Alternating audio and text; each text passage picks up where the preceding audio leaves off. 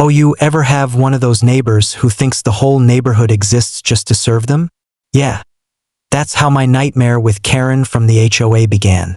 It all started when my wife and I finally bought our dream home in a quiet cul-de-sac. We had worked for years, saved every penny, and found this perfect little spot with just enough space for us and our 2 kids. Life was peaceful for the first few months, until Karen moved in 2 houses down. Karen wasn't just any neighbor. She was the unofficial queen of the HOA. You know the type, clipboard in hand, phone camera always ready, and an ego that could power the entire city if arrogance were electricity. At first, she acted polite, waving as we drove by, dropping little friendly reminders about yard length and trash cans. I thought, all right, she's a bit much, but harmless. Oh boy, was I wrong. Our cul-de-sac has limited visitor parking, so each house has 2 private spots in their driveway. I have a truck, my pride and joy, that doesn't fit in the garage, so I park it in the right driveway slot.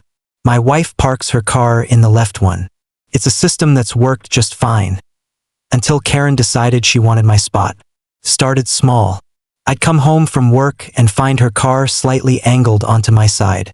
Then one day, I arrived to find her car fully parked in my driveway. I thought maybe it was an accident.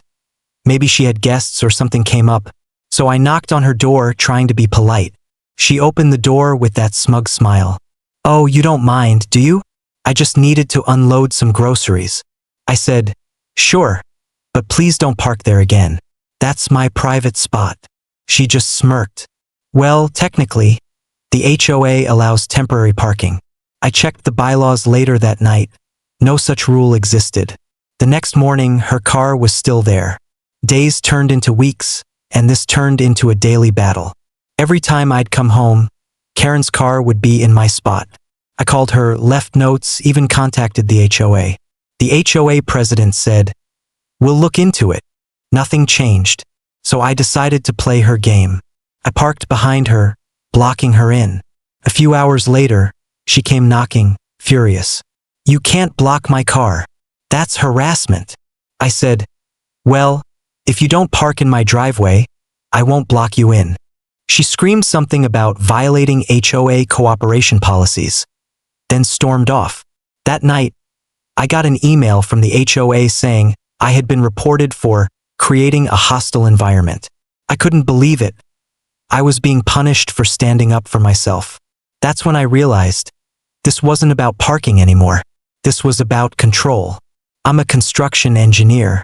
If there's one thing I know, it's concrete, foundations, and walls. So I started sketching a plan. If the HOA wouldn't help me reclaim my property, I'd take matters into my own hands. Literally. The idea? Build a short concrete retaining wall along the border of my driveway. Nothing too high, just enough to mark it as mine and make parking there impossible. I checked property lines, surveyed the space, and confirmed everything was within my legal rights. So one weekend, I rented a mixer, bought supplies, and started work early Saturday morning. My wife thought I was crazy, but I told her, "Trust me, this is going to end our parking war." By noon, the foundation was poured. By evening, the wall stood proudly, just 2 feet tall, clean, and perfectly legal. I even added a little flower bed on top to make it look nice. I stood there, admiring my handiwork, when I heard the familiar screech of Karen's car tires. She stopped dead in the street, rolled down her window, and shouted, "What the hell is that?" I said, "My property line marker. Since you like parking here so much, I thought I'd help define the space." Her face turned beet red. She stomped out of her car, took pictures, and yelled something about calling the HOA emergency board. I smiled. Be my guest the next day. I got another letter, violation, unauthorized construction. Apparently, Karen had called an emergency HOA meeting to vote on whether my little wall violated community aesthetics. I attended, of course. Karen stood there, waving printed photos of my driveway like they were evidence in a murder trial. "This wall destroys the harmony of our street," she said dramatically. The president asked, "Did you get prior approval?" I calmly replied, "According to Section 5.2, homeowners may build structures within property lines under 3 feet tall without HOA review." It's right here. The room went quiet. Karen's face twisted. She hadn't read that part. The president sighed and said, "He's right. The wall stays." Karen stormed out. For the next week, peace returned. Or so I thought. Around midnight one night, I woke up to the sound of scraping metal. I looked out the window, and there she was, trying to move her car around the wall into my driveway. I ran outside, phone in hand, and shouted, "What the hell are you doing?" She froze like a deer in headlights. "I was just turning around," she stammered. But I had her on video, tires half up on the curb, front bumper scratching my wall.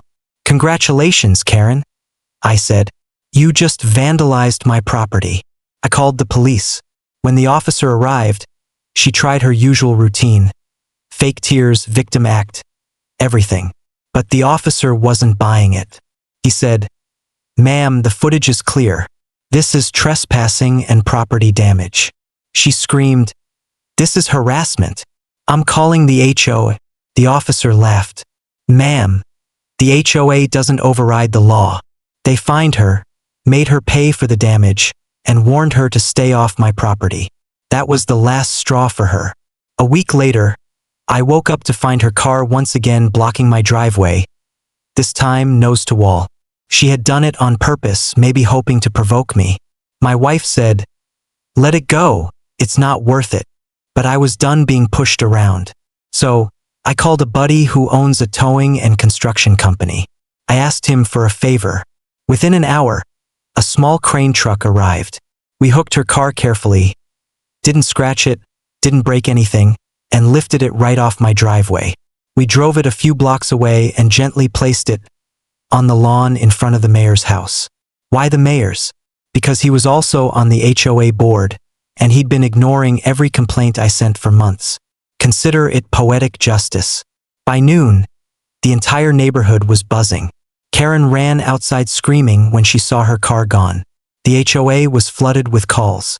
The mayor came home to find a silver SUV sitting on his lawn with a note taped to the window that read, "Maybe now you'll enforce your own rules." The story exploded across the community Facebook page. Some neighbors cheered me on, others said I'd gone too far. The HOA called an emergency meeting again. This time, the mayor looked exhausted. "Mr. Davis, what you did was..." I cut him off. "Illegal? No damage was done. Her car was safely relocated. But I'll tell you what is illegal: trespassing and property damage, both of which Karen has committed multiple times." The board had no response.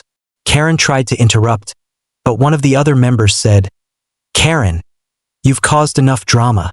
You're on probation from HOA activities for 6 months." That was the sweetest sentence I'd ever heard. After that day, Karen never spoke to me again. She stopped parking anywhere near my house, and eventually, her "for sale" sign went up. When she moved out, the whole neighborhood threw a small barbecue to celebrate, unofficially called Freedom Day. I still have the little wall in my driveway. The flowers on top bloom every spring, and every time I water them, I think about the chaos that one wall ended. Sometimes, standing up for yourself doesn't mean fighting, it means building. And in my case, I built a wall that didn't just protect my driveway, it protected my peace.